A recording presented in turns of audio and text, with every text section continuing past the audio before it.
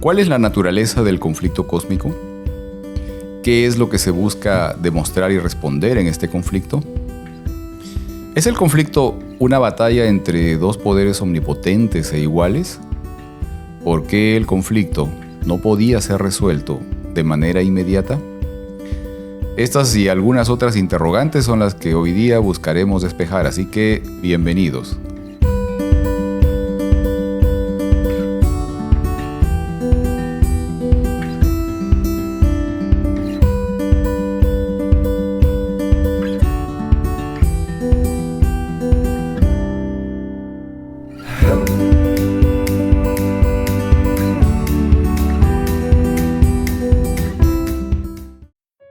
Hola, bienvenidos a este momento de estudio de la lección de escuela sabática.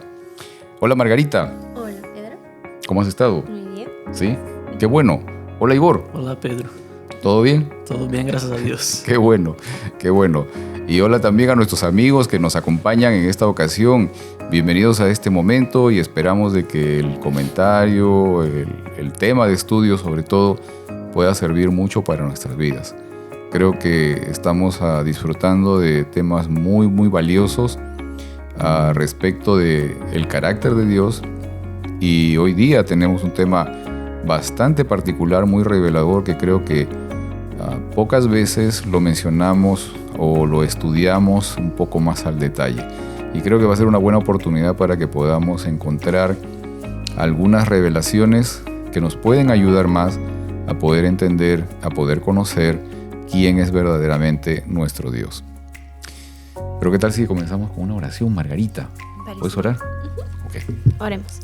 Querido Señor, gracias por tu amor, gracias por la oportunidad de estudiar. Gracias por la oportunidad de compartir y hablar tan abiertamente de esto.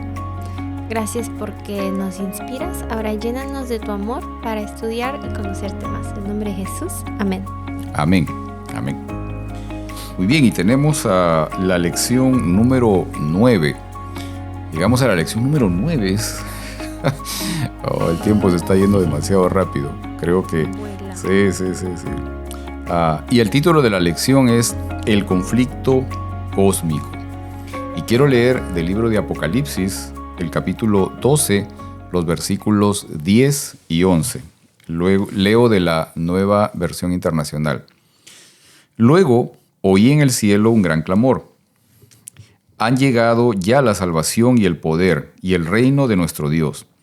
Ha llegado ya la autoridad de su Cristo, porque ha sido expulsado el acusador de nuestros hermanos, el que los acusaba día y noche delante de nuestro Dios. Ellos lo han vencido por medio de la sangre del Cordero y por el mensaje del cual dieron testimonio. No valoraron tanto su vida como para evitar la muerte. Y llegamos a este tema que no sé, digamos, cuántas veces hemos estado estudiando este tema del conflicto cósmico, pero creo que en definitiva es muy importante el poder llegar a entender algunos aspectos de este tema para poder comprender también muchos otros respecto a quién es realmente Dios, por qué es de que algunas cosas ocurren o de qué manera el Señor ha buscado, ha trazado el camino para que podamos encontrar nosotros también la salvación.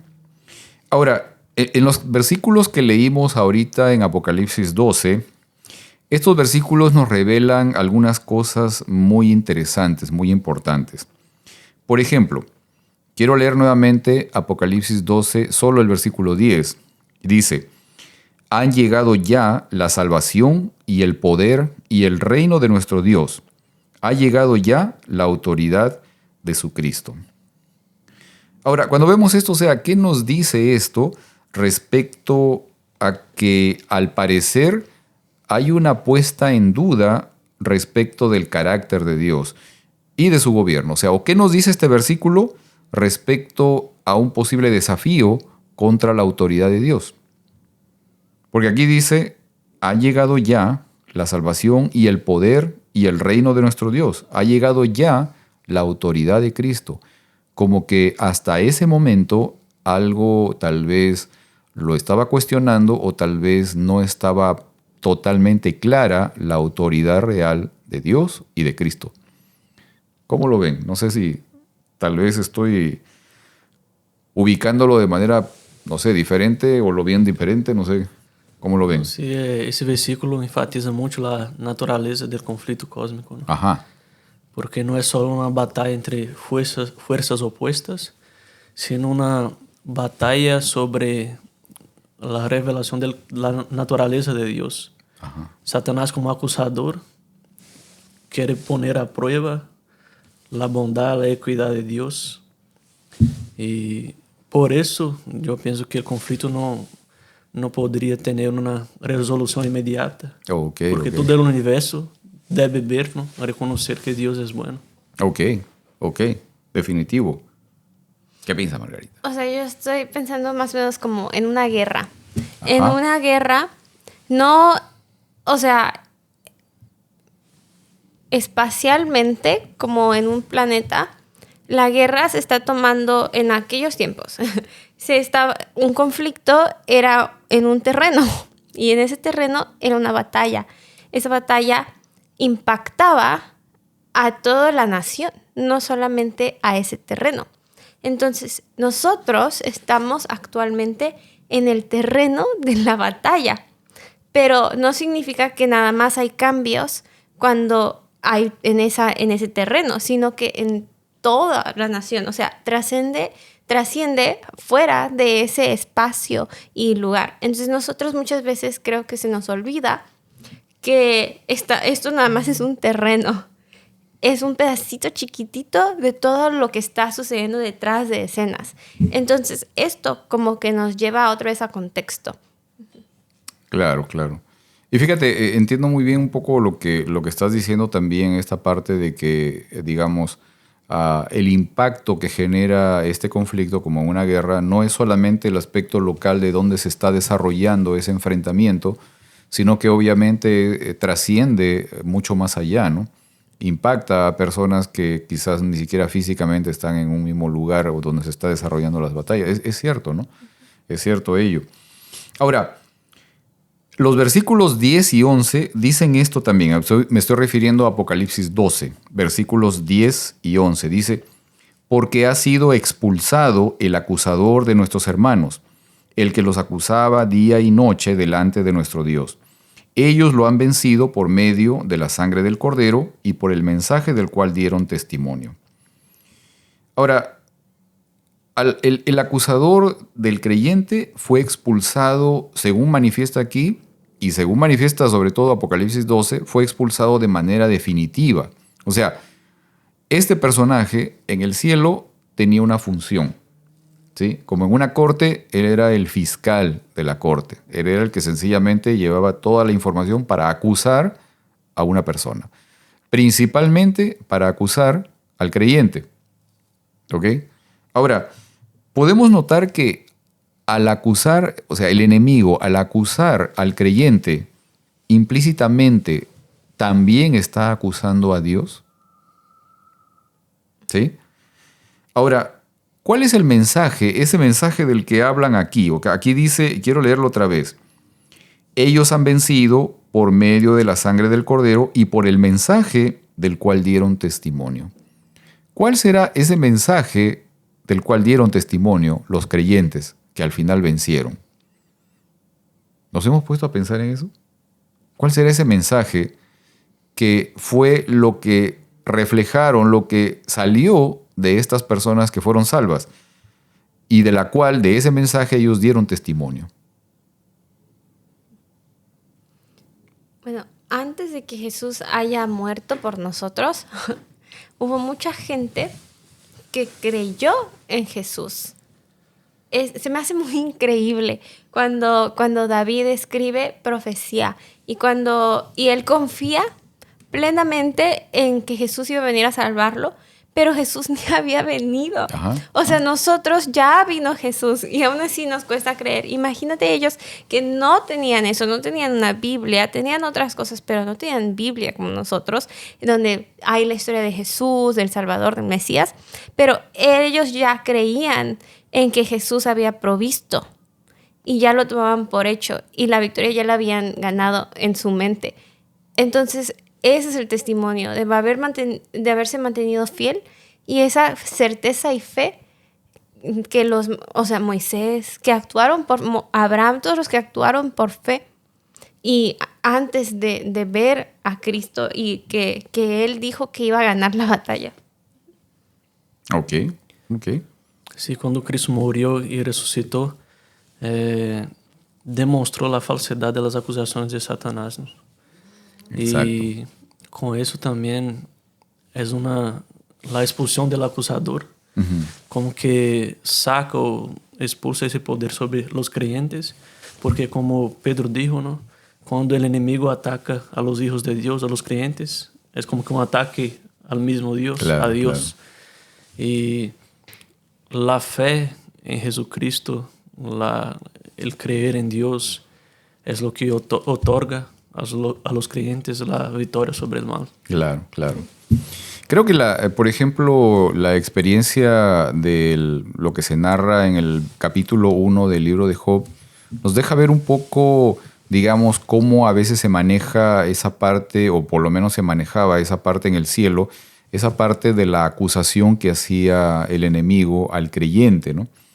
Cuando el Señor, por ejemplo, le habla a Satanás, como comentábamos hace un momento, en un espacio público, no era una conversación privada, era un espacio público, era un salón de corte, o sea, es un lugar donde se está ventilando algo y nosotros entendemos que lo que se está ventilando justamente es una acusación que se le ha hecho a Dios. Y en medio de esa conversación, o sea, el Señor le dice a Satanás, ¿no? ¿Has considerado a mi siervo Job? ¿Ok? Pero la respuesta de Satanás es, o sea, pues tú lo proteges, ¿no? O sea, él no te sirve de balde. Él, o sea, sencillamente ha recibido de ti todo y lo ha cercado, ¿no? De protección. Entonces nadie lo puede tocar. Entonces por eso te sirve. Por eso al final es como es y tú dices que te está sirviendo a ti. O sea, en esta conversación o en estas palabras, implícitamente no está señalando de forma directa a Job, sino que está señalando a Dios, diciendo de que realmente Dios no es quien dice ser. ¿Sí? Me hace... Okay. No sé, yo no tengo hijos, pero tengo un gato. Ajá, suficiente. Y un día, o sea, esto no entendía yo por qué me incomodó tanto, pero me enojó mucho, me hirió. Pero una muchacha, yo estaba en clase online o algo, tocan mi puerta y una muchacha me dice, oye, ¿un gato gris es tuyo? Y yo, sí. Me dice, ay, me está siguiendo a mi casa. Como que pobrecito, ¿no? Y me ofendió mucho eso porque, o sea, ahora lo pienso, sentí que sí, estaba diciendo que el gato la está siguiendo, pero me estaba señalando a mí, como, eres mala dueña que tu gato está pidiendo comida o... no le das suficiente cariño a tu gato que anda detrás de otras personas. Y fue eso, me estaba señalando a mí que yo era mala dueña porque mi gato le andaba siguiendo. Y me ofendió mucho. Y no me enojé con mi gato porque no sé, mi gato es perfecto. Seguramente. pero me sentí ofendida de que me haya señalado. Entonces mi gato es mi hijo. Bueno, y nosotros somos los hijos de Dios. Todo lo que hacemos señala y da testimonio de Dios. Exacto. Y podemos estar ofendiendo o no, así como mi gato a mí. Exacto. Creo que ahora vamos a ver un poco más de cerca esa parte también. ¿Sí? Miren, quiero leer del libro de Juan, el capítulo 8, los versículos 44 y 45. Dice, pues ustedes son hijos de su padre el diablo, y les encanta hacer las cosas malvadas que él hace. Él ha sido asesino desde el principio y siempre ha odiado la verdad, porque en él no hay verdad. Cuando miente, actúa de acuerdo con su naturaleza, porque es mentiroso y el padre de la mentira. Por eso es natural que no me crean cuando les digo la verdad. Esto está duro. Ahora, Es interesante reconocer de que en la Biblia se habla de que cuando ya, o sea, el ser humano estaba instalado en su hogar y el Señor había dispuesto todo para que pueda vivir de la mejor forma, etcétera,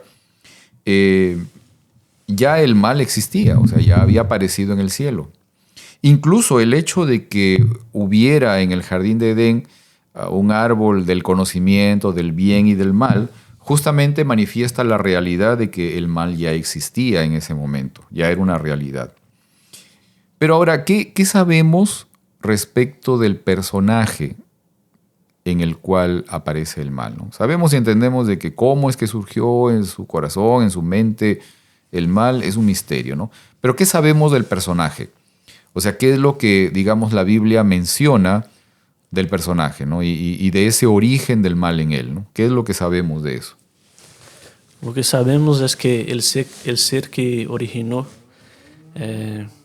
es el adversario de Dios, era un querubín de gran belleza, sabiduría, conocimiento y todo, pero en un determinado momento dejó que la soberbia, la codicia, el orgullo se aposaron de él. Claro, claro. Y entonces con eso vemos las consecuencias, ¿no? Vemos cómo eso ha afectado la relación de él con Dios, pero no solamente eso, la relación entre nosotros, ¿no? Exacto, exacto. ¿Cómo lo ves, Margarita? ¿O qué te acuerdas del personaje? O sea, lo que dice la Biblia, ¿no? No estoy segura que dice la Biblia de... pero sé que en mi cabeza tiene una frente muy grande. Creo que eso me dijo mi mamá, no sé de quién, pero una frente muy grande y es muy inteligente. Creo que muchas veces subestimamos. Claro. Y es una persona muy inteligente, con muchos talentos, muy talentoso. Eso es. Ok. No, y sí, definitivamente lo que se expresa, por ejemplo, en el libro de Ezequiel, básicamente reflejan estos sentimientos, ¿no? Como comentaba ahorita Igor, ¿no? O sea, la soberbia, el orgullo, la codicia, o sea, esos sentimientos están expresados en las palabras que Ezequiel, bueno, recolecta y las escribe, las comparte con nosotros, o sea, en las palabras, en los pensamientos de este personaje se reflejan estos sentimientos, ¿no? O sea, la soberbia, el orgullo, la codicia. Yo tengo acá un poco la descripción de estos sentimientos. Por ejemplo, la soberbia es un sentimiento de atribución de superioridad de uno mismo respecto al resto de personas de nuestro entorno. ¿Sí? Esa es la soberbia. O sea, sencillamente sentirme superior a los demás, ¿no? Al grupo en el que me encuentro. El orgullo es un sentimiento de satisfacción por los logros. Bueno, puede ser capacidades o méritos propios. La característica principal del orgullo es la enemistad hacia Dios y hacia los semejantes. Esto está duro ya. Ahora, con respecto a la codicia, ¿no? La codicia, deseo voraz y vehemente de algunas cosas, no solo de dinero o de riquezas, lo que más caracteriza al codicioso es un interés propio, un egoísmo que nunca se consigue satisfacer.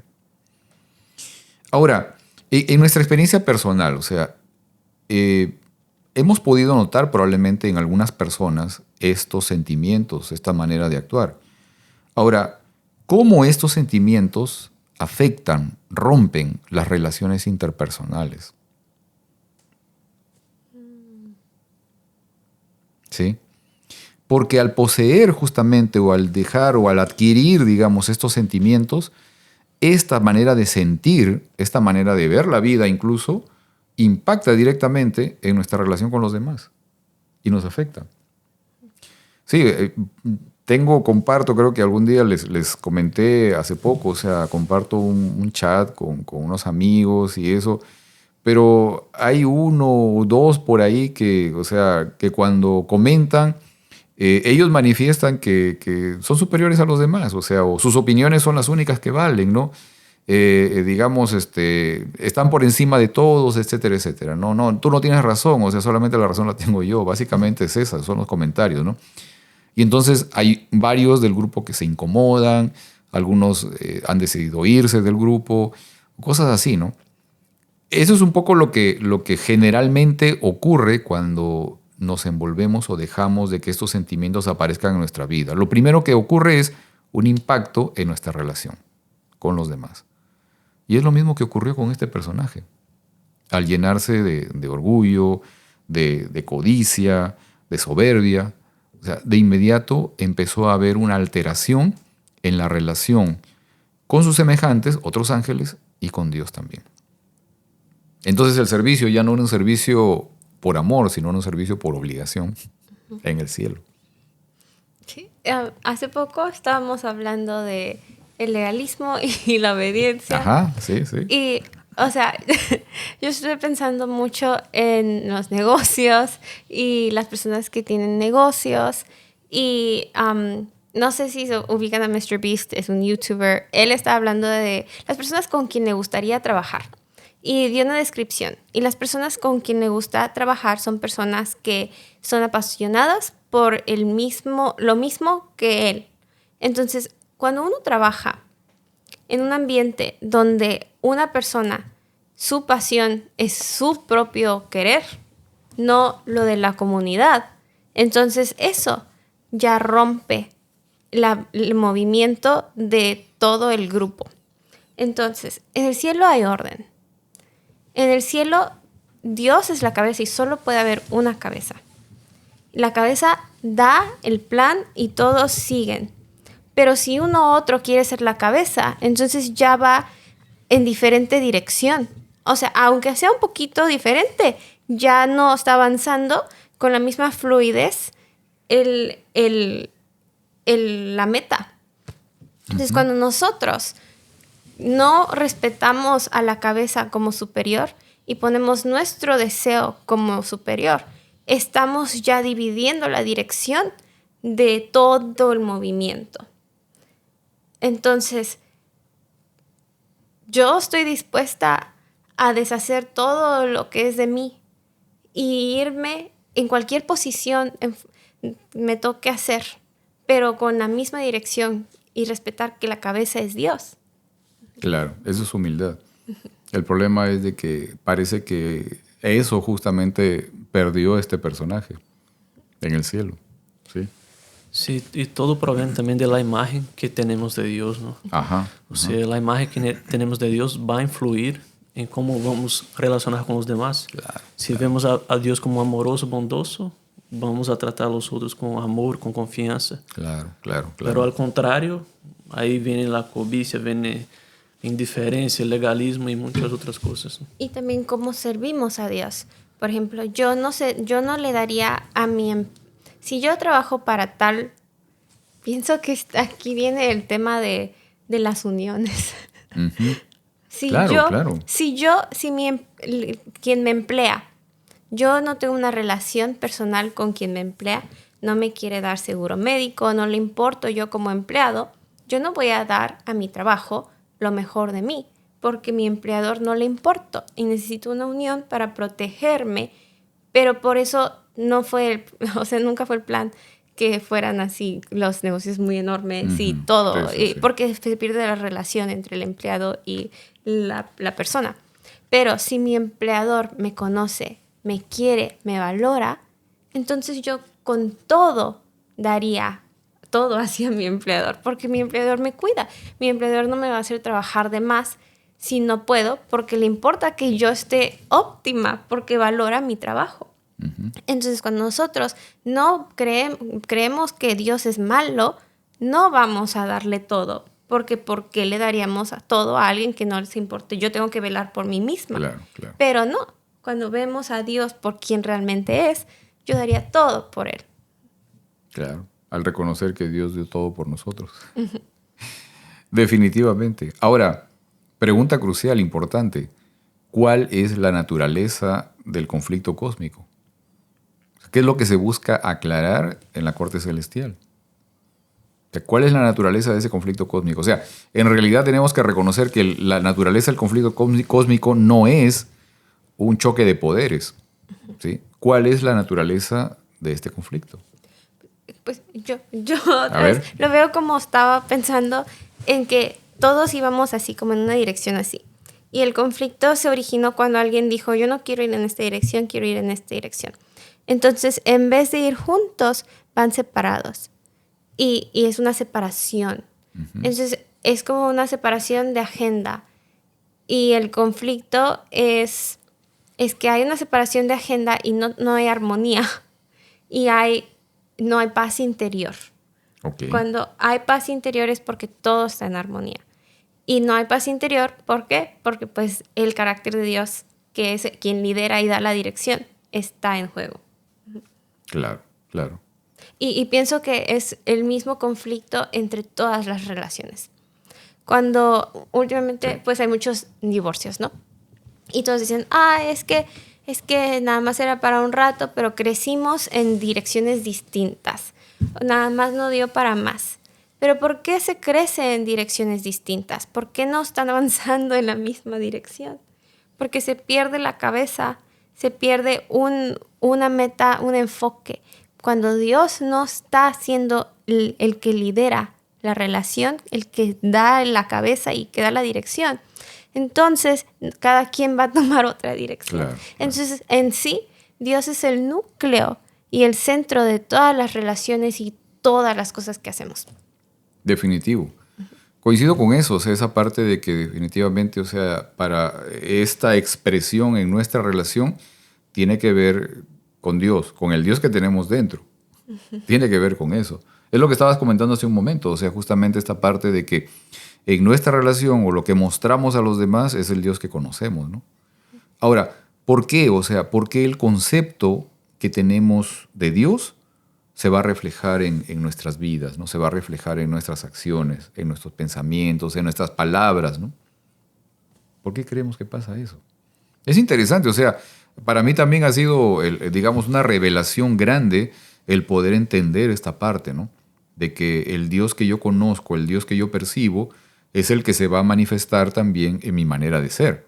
Y que se lo voy a mostrar a otros, porque justamente es mi manera de ser, ¿no? Sobre todo con las personas que tengo más cerca. O sea, ¿por qué? ¿Por qué pasa esto, no?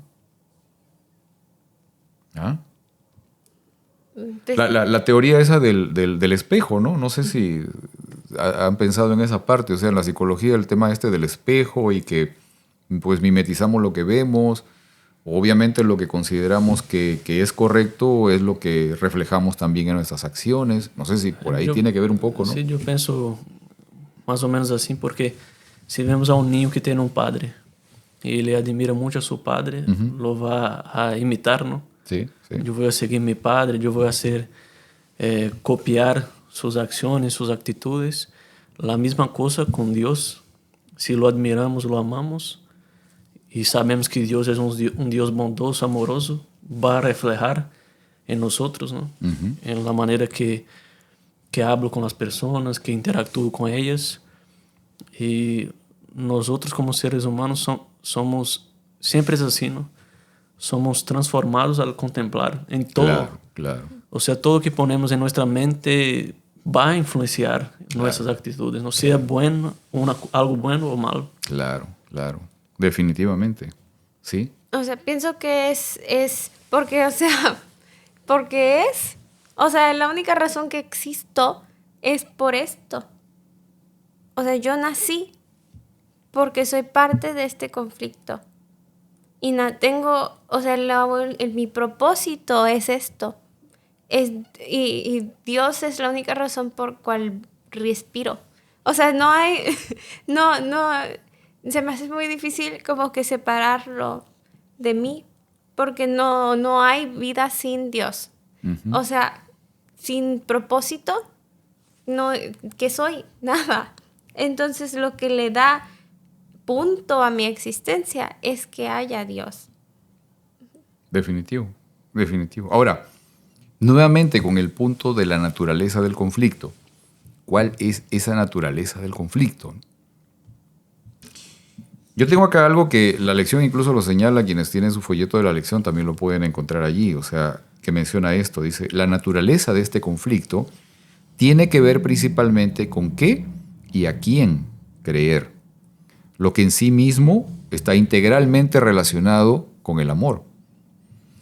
Ello se debe a que nuestro concepto acerca de alguien, o sea, qué clase de persona es, si se puede confiar en esa persona, etc., eso influye en nuestra decisión de amar y confiar en esa persona. Y en ese caso, de poder escucharla y aceptar lo que nos diga. Sí, exatamente. Dijiste prácticamente todo sobre la origen de ese conflicto cósmico, porque vamos a respetar o confiar en alguien si lo conocemos bien, ¿no? Claro, claro. O sea, si lo conozco bien, tengo confianza, tengo experiencia con esa persona, Claro. yo sé que puedo contar con ella, entonces yo voy a respetar y confiar. Y el enemigo ha atacado el carácter de Dios, ¿no? Exacto. Ha hecho muchas personas hasta hoy dudar de la naturaleza del carácter de Dios. Así es. Y es eso que Él quiere. O sea, quiere que tengamos una imagen errónea de Dios. Exacto. Para que no creamos, para que no lo sigamos, no obedezcamos. Exacto. Y fíjense, en esencia, eso es lo que al final, digamos, a algunas personas las va a llevar a la perdición. El hecho de no querer aceptar realmente que Dios es quien dice ser. O sea, querer vivir en la oscuridad, no aceptar la luz, ¿no? Es eso fundamentalmente. O sea, la gente que al final se pierda se va a perder porque sencillamente no quiso aceptar la luz. O sea, no quiso aceptar la verdad de quién es Dios verdaderamente y conocerlo, ¿no? Ok, quiero leer Efesios capítulo 6, versículo 12, un versículo bastante conocido en la versión Nueva Biblia Viva, que dice: porque nuestra lucha no es contra seres humanos, sino contra los poderes, las autoridades y los gobernantes de este mundo en tinieblas. O sea, que luchamos contra los espíritus malignos que actúan en el cielo.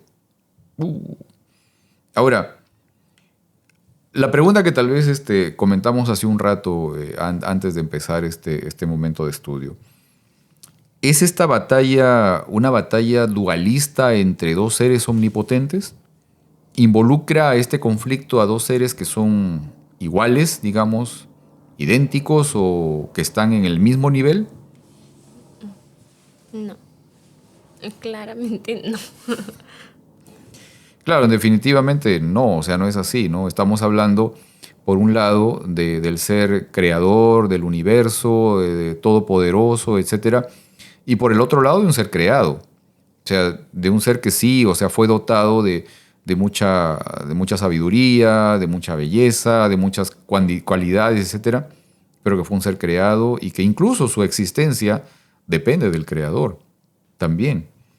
Ahora, ¿cómo es que el Ser Supremo, ¿no?, todopoderoso, creador, omnisapiente, podría entrar en una confrontación con un ser creado que incluso, como les dije, su existencia depende de su creador?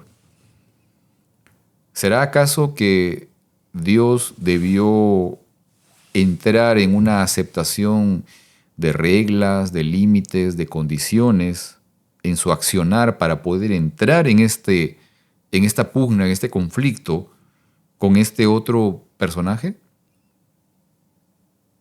Creo que, bueno, tal vez me estoy adelantando un poco porque esto es algo que vamos a ver la próxima semana todavía, el tema de las reglas en el conflicto, pero en definitiva sí entendemos de que no hay igualdad en estos personajes, ¿ok? Pero por lo mismo de que no hay igualdad, uno de ellos, el Dios Todopoderoso, tuvo que entrar en un acuerdo también de poder limitar su accionar, refrenarse voluntariamente para poder dar paso a la posibilidad de aclarar las dudas que se sembraron en el universo. ¿Ok? Y hay algunas cosas ahí que, por ejemplo, ¿no?, y que probablemente la próxima semana lo vamos a ver más al detalle, pero en esta lección también se mencionaron un poco, por eso las quiero tocar. Por ejemplo, hay ciertas evidencias con respecto a tiempos, ¿ok? Tiempos que entraron en un acuerdo para cuestiones de tiempos entre Dios y el acusador. Por ejemplo, Mateo 8:29, como les digo, habla del asunto de tiempos, de que hay acuerdos, de que hay plazos, ¿no? Cuando el Señor se encuentra con los endemoniados y le dice, ellos le redicen, ¿no?, has venido antes de tiempo, aún no es tiempo, ¿no? O sea, has venido a martirizarnos, a torturarnos, a destruirnos, o sea, todavía no es el tiempo, ¿ok? Lucas capítulo 8, versículo 31, por ejemplo, habla de un lugar donde los ángeles caídos han sido, digamos, encerrados o a donde deberían estar. Por eso es que también le dicen, no nos mandes de nuevo al abismo, ¿no? O sea, no nos mandes para allá, o sea, mándanos a los cerdos que están aquí y se van. ¿Ok? Eso, digamos, también nos deja ver el hecho de que estos personajes, o sea, sí, fueron cerrados, fueron enviados directamente a un espacio donde ellos deberían estar. Mateo, por ejemplo, Mateo 13:58 también nos habla acerca de la limitación del accionar de Dios, una limitación en la posibilidad, por ejemplo, de hacer más obras en favor del creyente. Por ejemplo, cuando dice la Biblia que cuando estuvo en Nazaret, no pudo hacer muchos milagros por la falta de fe de ellos. ¿Ok? O sea, hay un tema allí evidente de que hay cosas que a veces, aunque Dios quiera hacerlas, los limita, ¿no? Lo limita sencillamente de poder actuar en favor de las personas. Y hay algunas otras cosas más, ¿no? Situaciones en las que parece que Dios no actúa de la misma manera que en otras ocasiones. Por ejemplo, algo que creo que les comenté antes aquí, cuando salva a Pedro de la cárcel, pero Santiago es muerto por acción de Herodes. Herodes lo manda a matar. Los dos eran discípulos. Pero a Pedro lo salva y a Santiago, sencillamente, Santiago muere, ¿no? Ahora, es interesante esto, o sea, que Pedro es sacado de la cárcel por un ángel. Pero el resultado de esta acción milagrosa en favor de Pedro fue que los 16 soldados que estaban cuidando la cárcel fueron muertos. Inmediatamente, o sea, Herodes los mandó matar porque el preso que tenía ahí se les había escapado. O sea, todas estas cosas nos dejan ver el hecho de que Dios entra con el enemigo en ciertas condiciones también para poder, sobre todo, despejar las dudas que hay respecto de la acusación que se ha hecho contra él. Y yo lo explicaría como en términos fáciles. A ver. Como, a ver, cuando era niña y mi papá jugaba básquet conmigo, yo pensaba que le podía ganar. Y Satanás piensa lo mismo, él piensa que le puede ganar a Dios. Ajá. Pero entonces yo le decía a mi papá, no, yo no te gano porque tú estás más grande, estás más alto. Entonces él se ponía de rodillas y de todos modos me ganaba. Entonces pienso que Dios también, o sea, para demostrar que de todos modos él gana, es como que él dice, y lo voy a hacer sin manos. Okay. y lo voy a hacer para demostrarle a Satanás con tanto cariño que hasta en terreno parejo él es Dios. Exacto. Me gustó esa ilustración, Margarita. Interesante, interesante. Ahora, mucho de lo que vemos que entra en juego en este conflicto es el asunto de la adoración. O sea, ¿a quién adoramos? ¿Sí? Entra mucho en juego en todo esto. O sea, la manifestación, digamos, o las expresiones que son dadas a cada una de las partes tiene que ver con el tema de adoración. O sea, sobre todo el enemigo exige, reclama, ¿no? Demanda adoración. O sea, este aspecto es algo constante, incluso en las tentaciones que registran los evangelios.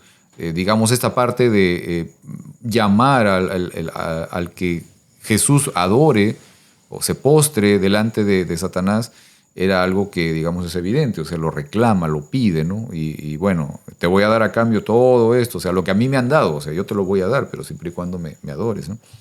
Ahora, ¿qué importancia tiene la adoración que damos? O sea, ¿cómo entiendes la búsqueda, por ejemplo, del enemigo de ser adorado? A ver, ¿qué entendemos ahí? Porque este asunto me parece muy importante. Yo por ahí tengo una idea, pero me gustaría también escucharlos a ustedes. Yo pienso que desde el principio el enemigo quiso ser igual a Dios, ¿no? Ok.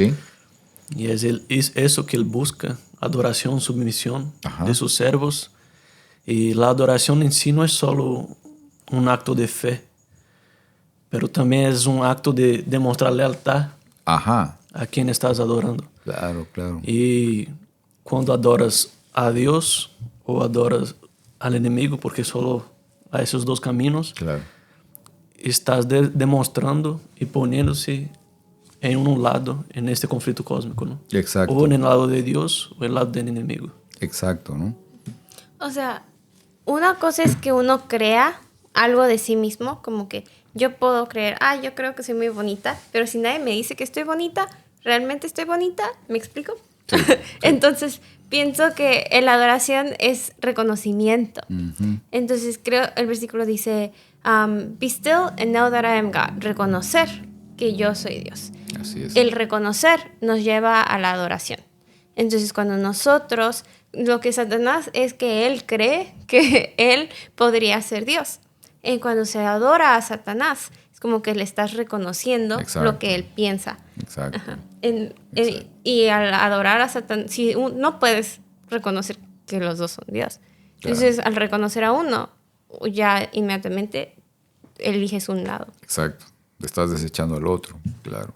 Y en este tema, en el contexto del conflicto, obviamente, como ustedes están manifestando, en realidad lo que estoy haciendo es reconociendo también de que uno de ellos es digno de crédito. O sea, me está diciendo la verdad, estoy aceptando lo que éste me está diciendo. O sea, sus afirmaciones las estoy reconociendo como válidas. O sea, todo eso está implícito en esta condición de la adoración.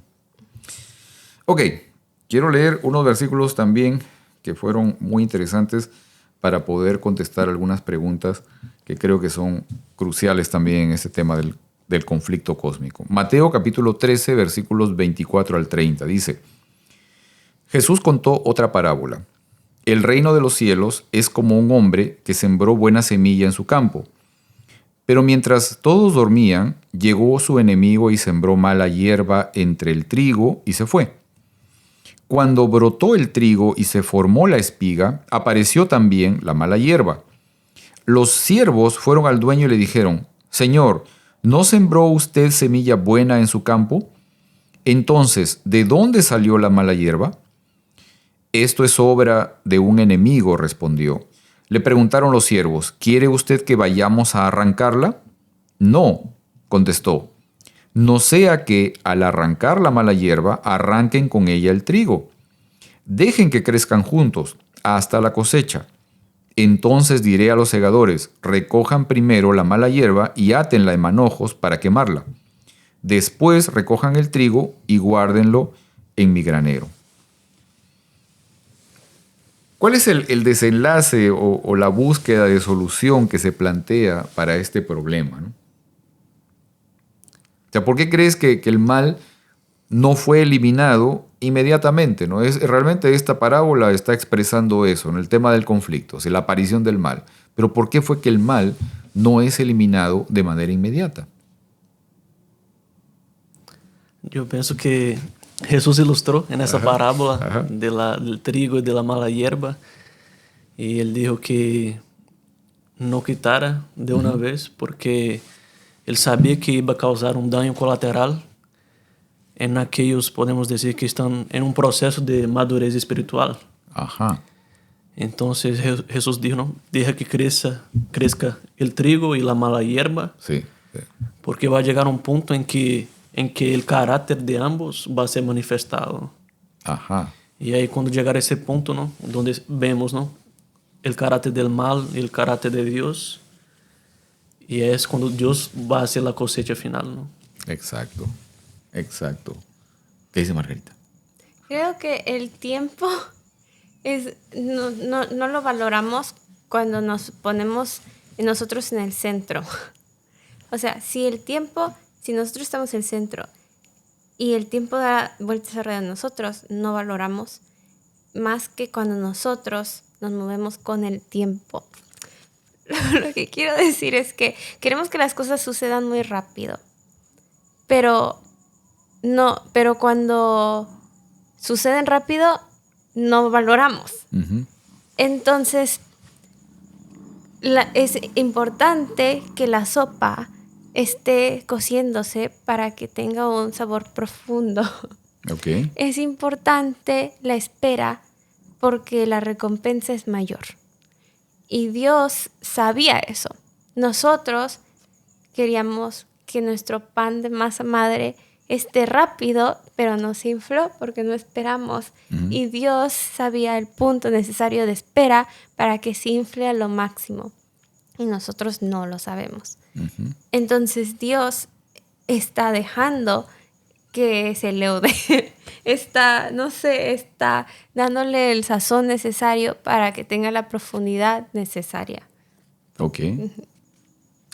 Interesante. Miren, en la Biblia hay una experiencia, el caso del pueblo de Israel cuando sale de Egipto y llega a la frontera de Canaán, o sea, llega al punto que pues está al límite ya para poder tomar la tierra prometida.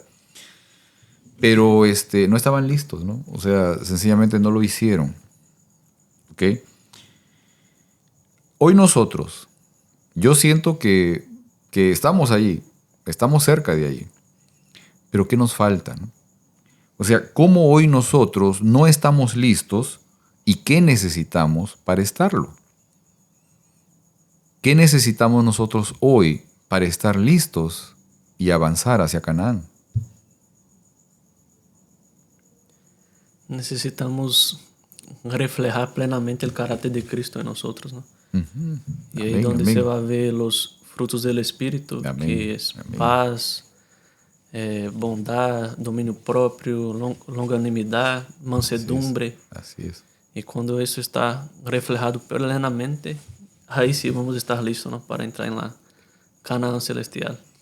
Amén, amén. Y ese fruto es el resultado definitivamente de poder llegar a conocer mejor, o sea, bien quién es Dios. Porque eso se va a reflejar en nuestras vidas. El desecharse de sí mismo totalmente. Exacto. Eso es lo que necesitamos. Y esa experiencia realmente el Señor nos invita a poderla vivir hoy, ¿no? Que hoy día podamos tener esa posibilidad de recibir esa bendición, de tener esa experiencia, de poder ser parte, de experimentar que en nuestra vida aparece ese fruto del Espíritu, ¿no? ¿Sí?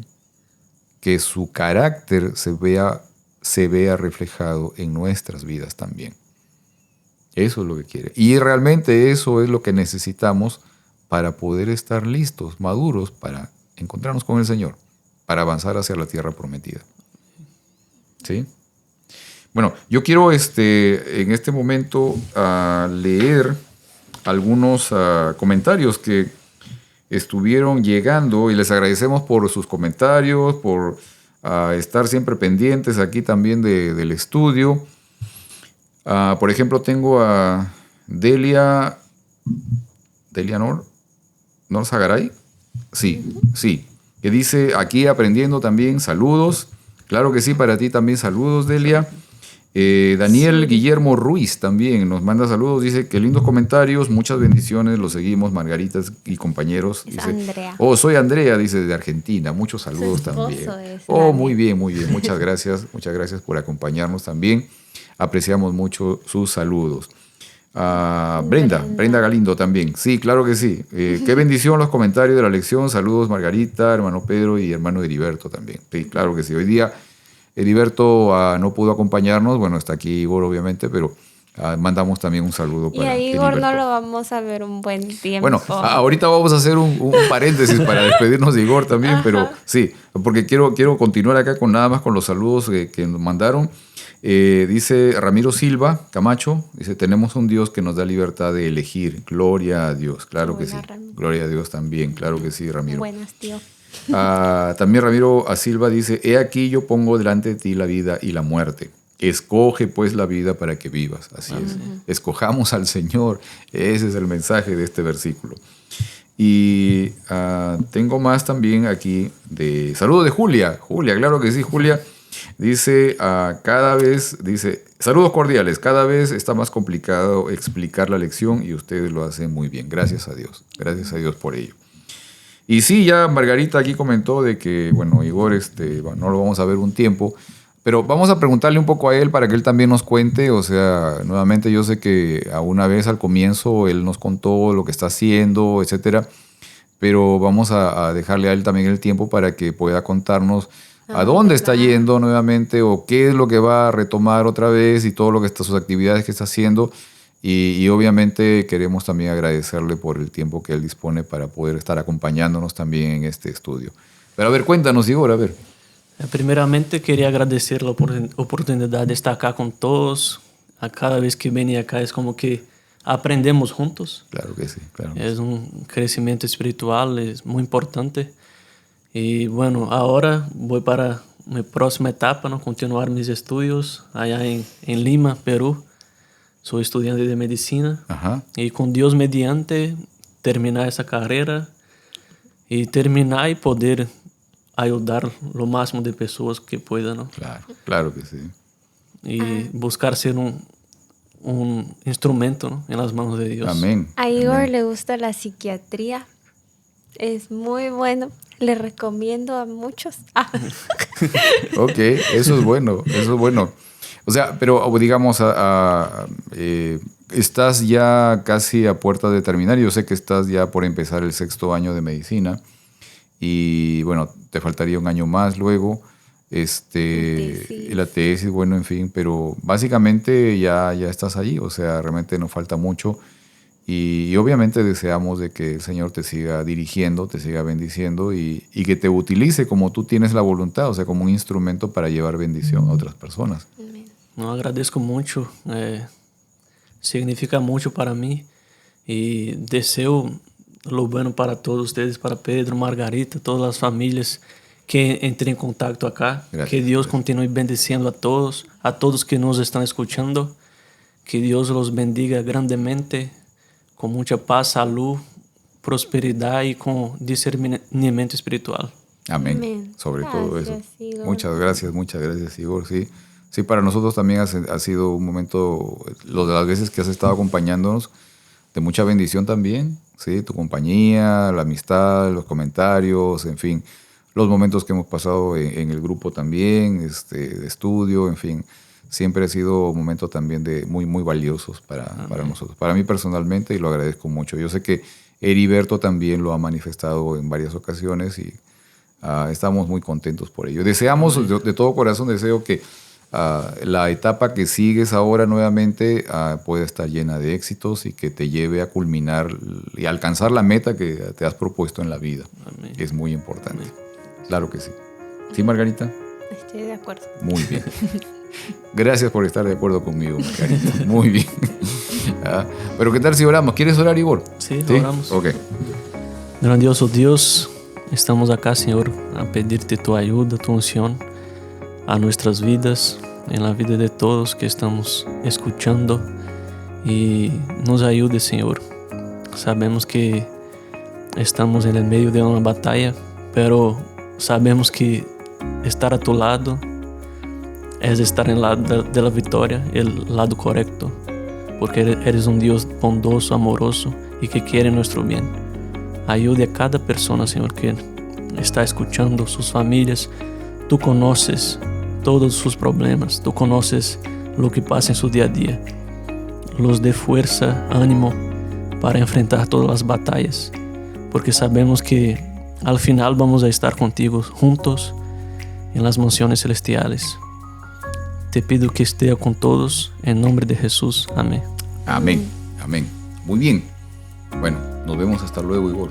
Hasta luego. Sí, claro que sí, claro que sí. Nos vemos la próxima semana, Margarita, si Dios permite. Claro que sí. Entonces, también con ustedes, amigos, nos vemos la próxima semana. ¿Okay? Hasta luego.